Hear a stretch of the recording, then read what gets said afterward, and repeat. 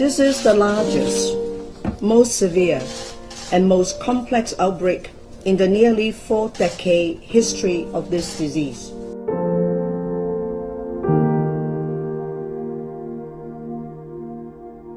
La maladie à virus Ebola se soigne en soignant les symptômes. Si on vomit, on donne des antivomitiques et des antiémétiques. Si on se déshydrate, on réhydrate. Mais sachez, c'est très important, que lorsque c'est pris à temps, c'est-à-dire dans les premiers jours de la maladie, si c'est pris à temps, plus de 50% des malades guérissent.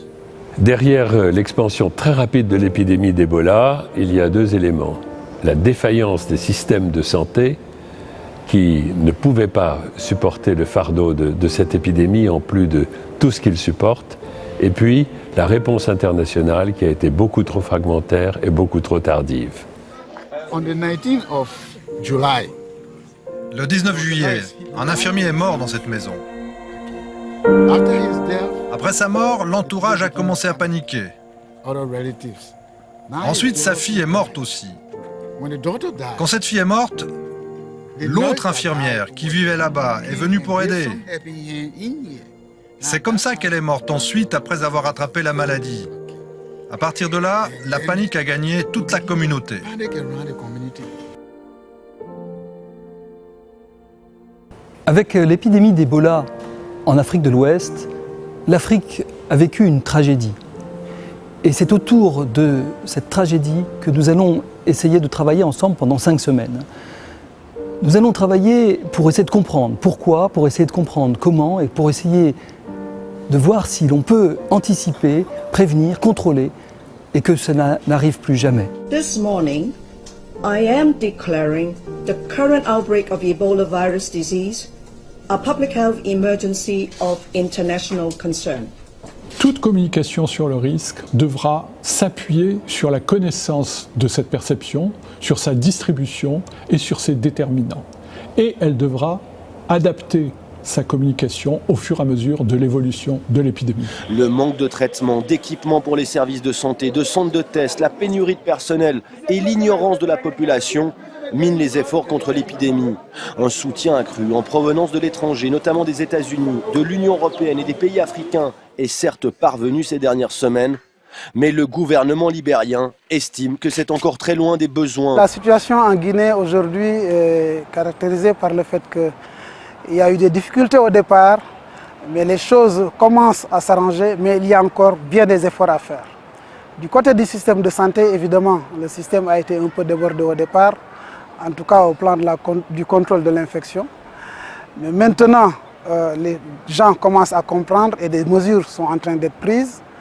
Du côté de la communauté, il y a encore des difficultés, parce que comme je le disais l'autre jour, c'est un scénario morbide où chaque acteur doit connaître son rôle et l'appliquer. Et si le système de santé a compris maintenant, il y a des difficultés du côté de la communauté. Dans le cadre du règlement sanitaire international, les pays communiquent rapidement avec l'Organisation mondiale de la santé. Cette communication permet de mettre en œuvre une réponse ciblée qui n'entrave pas les voyages ou le commerce international. Le maître mot du règlement sanitaire international, c'est transparence et solidarité. Un MOOC, vous connaissez le principe, c'est peut-être quelques heures que nous allons passer chaque semaine ensemble pendant 5 semaines, et c'est plus de 10 000 heures que vous allez pouvoir passer autour du MOOC à co-construire le MOOC avec nous.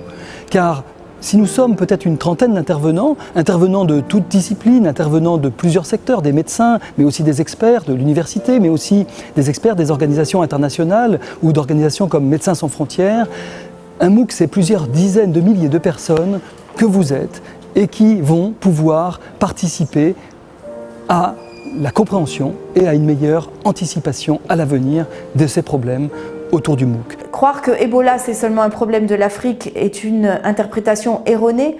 Ebola, c'est le problème de tout le monde, c'est un problème mondial maintenant et tout le monde doit être au courant de ce qu'est cette maladie et de comment on doit s'en protéger. Et c'est à chaque acteur de prendre les mesures qui s'imposent pour essayer d'éviter d'être contaminé et aussi d'éviter de contaminer les autres quand on a soi-même la maladie. Les priorités de l'action de la Suisse dans le domaine d'Ebola sont évidemment dans le renforcement du système de santé, dans l'apport en soins et puis surtout dans l'apport au niveau des questions sociales de la petite enfance. Un MOOC, ce n'est pas simplement la médecine, mais c'est aussi des disciplines comme la sociologie, l'anthropologie, c'est aussi des économistes. C'est vous qui allez, avec nous, essayer de vaincre ensemble Ebola.